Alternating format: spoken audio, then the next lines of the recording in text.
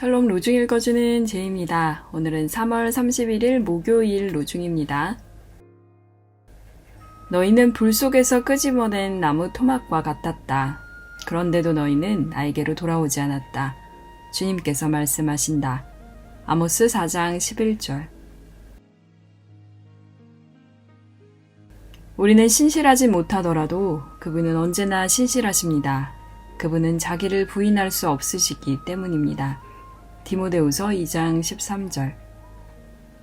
빛이신 주님 만나는 하루 되세요. 한 달도 수고 많으셨습니다. 샬롬 하올람.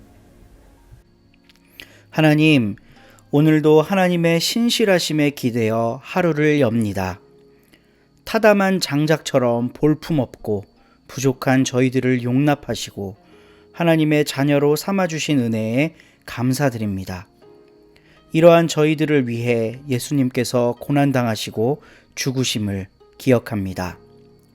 사순절 기간 동안 주님의 은혜를 더욱 깊이 새기며 살아갈 수 있도록 인도해 주시옵소서.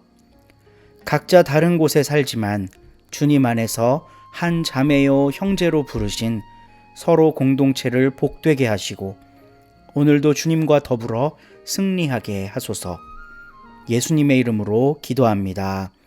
아멘.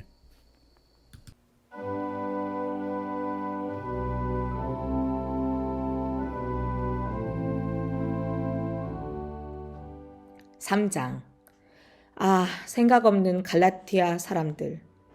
누가 여러분을 홀렸습니까? 여러분 눈앞에 예수 그리스도님이 십자가에 매달리신 모습으로 생생히 나타나 계시는데도요. 여러분한테서 이것 하나만 알아보고 싶습니다.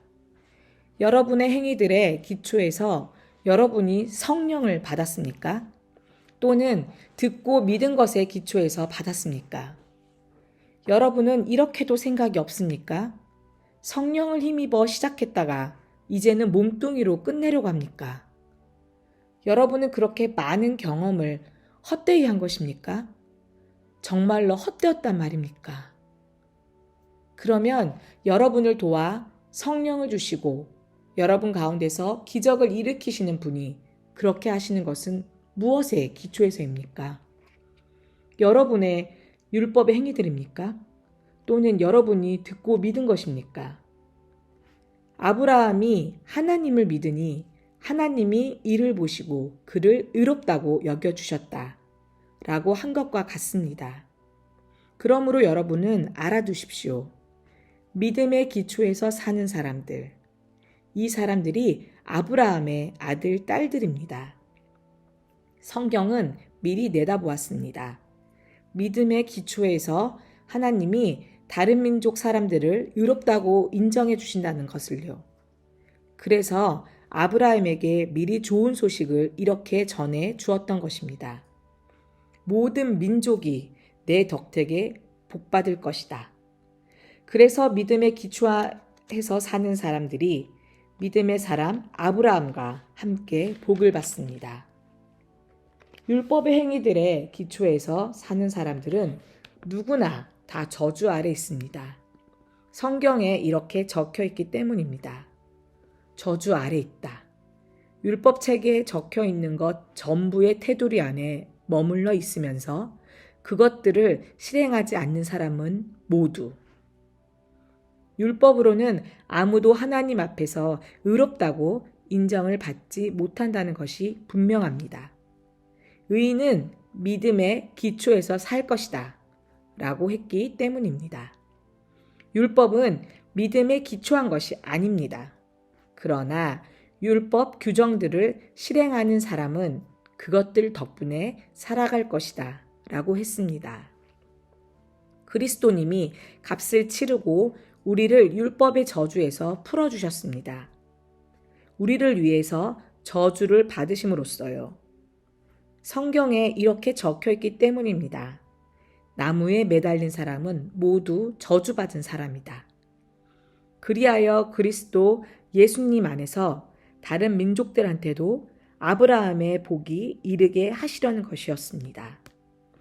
약속하신 성령을 우리가 믿음을 통해서 받게 하시려는 것이었습니다.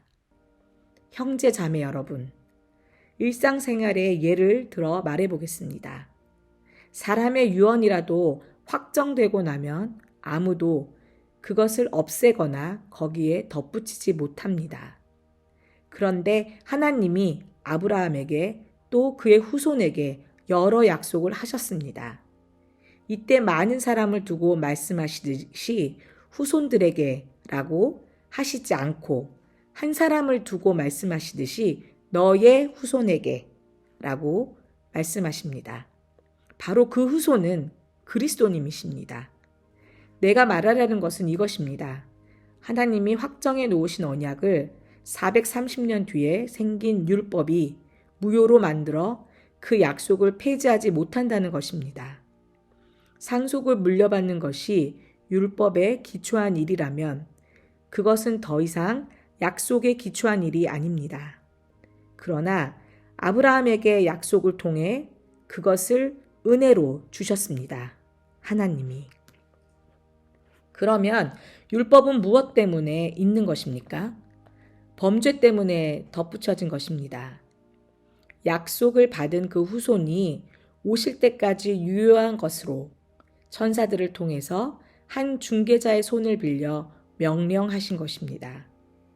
중개자는 한편에만 속해 있지 않습니다. 그런데 하나님은 한 분이십니다. 그렇다면 율법은 하나님의 약속들에 맞서는 것입니까? 절대로 그럴 수 없습니다. 생명을 얻게 할 수 있는 율법이 주어졌다면 실제로 의롭다고 인정받는 것이 율법에 기초를 두게 되었을 테니까요. 그러나 성경은 모든 것을 죄 아래 가두었습니다. 믿는 사람들에게 예수 그리스도님을 믿는 믿음에 기초하여 그 약속을 주시려는 것이었습니다. 믿음이 오기 전에는 우리가 율법 아래 갇혀서 보호 관리를 받고 있었습니다. 믿음이 장차 나타날 때까지요. 그래서 그리스도님이 오실 때까지 율법은 우리의 돌봄교사가 되었습니다. 우리가 믿음의 기초에서 의롭다고 인정받도록 하려 한 것이었습니다. 그런데 믿음이 이미 왔으므로 우리가 더 이상 돌봄교사 아래 있지 않습니다.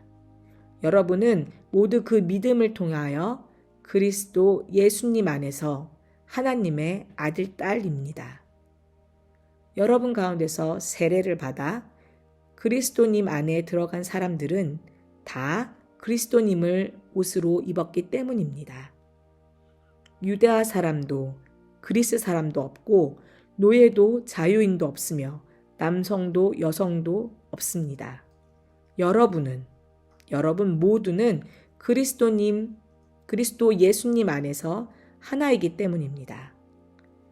여러분이 그리스도님의 사람이면 그러면 여러분은 아브라함의 후손입니다. 약속에 따라 정해진 상속자들입니다. 아멘.